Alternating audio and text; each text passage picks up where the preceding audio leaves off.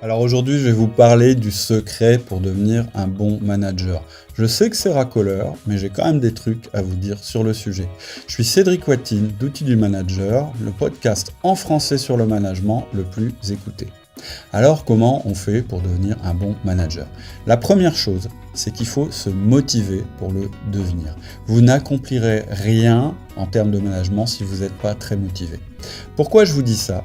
C'est parce que, en général, on arrive au management par la négative. C'est-à-dire que on a l'impression qu'on a tout fait, qu'on a fait confiance à nos équipes, qu'on leur parle souvent, qu'on a suivi des formations sur le management, etc. Et finalement, ça fonctionne pas. Et donc on se dit, il faut que je change quelque chose dans mon management. Et ça, c'est une manière négative de voir le management. C'est très bien d'avoir cette prise de conscience, mais ensuite, il faut vous motiver, il faut que vous ayez énormément de motivation pour pouvoir mettre en place votre management. Qu'est-ce que vous pouvez faire pour vous motiver au management ? À part vous dire les choses vont mal et donc je vais les changer. C'est écouter nos podcasts. Alors je prêche pour ma paroisse, c'est clair, mais je peux vous dire que si le matin, au lieu d'écouter la radio, vous écoutez nos podcasts, parce que la radio, on va dire que c'est pas le meilleur moyen pour se mettre tout à fait en forme avant d'arriver au boulot. En général, on s'évertue à nous raconter tout ce qui se passe de mauvais sur la planète. Donc remplacez votre temps de radio pour aller au boulot par un petit temps de podcast, c'est gratuit, il suffit d'aller sur iTunes et vous abonner, et comme ça vous allez découvrir que le management ça peut être assez formidable. D'ailleurs je viens de faire une vidéo qui s'appelle Le management c'est formidable. Donc premier truc, il faut que vous soyez motivé.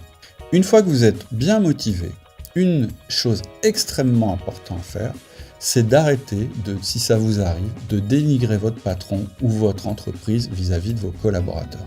Pourquoi je vous dis ça? Je peux comprendre que vous soyez frustré, mais le dire à vos collaborateurs, c'est vraiment le meilleur moyen pour perdre toute crédibilité en tant que manager. Et je vais vous dire un truc, c'est pas votre patron qui va changer. Si vous voulez changer les choses, c'est vous qui allez devoir changer. Et la seule personne qui est capable de vous changer, c'est vous-même. Donc, arrêtez de dénigrer votre patron, gardez ça, utilisez-le éventuellement dans votre tête comme contre-exemple, c'est-à-dire que votre patron, je suis sûr qu'il fait des choses très bien, imitez-le là-dessus, puis je suis sûr qu'il fait des choses très mal, il faut qu'il soit votre contre-exemple, et donc appliquez ce que j'appelle la loi de l'homme du milieu, c'est-à-dire qu'un manager, c'est la personne qui est entre la direction et les collaborateurs, c'est-à-dire c'est vous, et la règle c'est ne faites jamais à vos collaborateurs ce que vous n'aimez pas que votre patron vous fasse. C'est une très bonne règle à appliquer. La troisième chose à appliquer, une fois que vous aurez intégré cette motivation, une fois que vous aurez changé un petit peu de comportement par rapport à votre vision de l'entreprise, ça va être de démarrer des rituels. Et c'est ça qu'on apprend chez Outils de Manager. Il y a un outil qui est absolument indispensable qui s'appelle le 1 à 1. Et c'est un rituel. Ça consiste à consacrer une demi-heure par semaine à vos collaborateurs. Et c'est ça qui va vous faire avancer. Pourquoi ça marche un rituel? Pour 3 raisons. La première raison, c'est que ça vous oblige quelque part à faire du management. C'est-à-dire que le créneau, il est réservé et donc il faut le faire. Donc quelque part, ça vous oblige. En fait, c'est la fonction d'un rite. Un rite, à quoi ça sert? Ça sert en fait à se substituer à notre volonté quand on n'a pas vraiment envie d'y aller.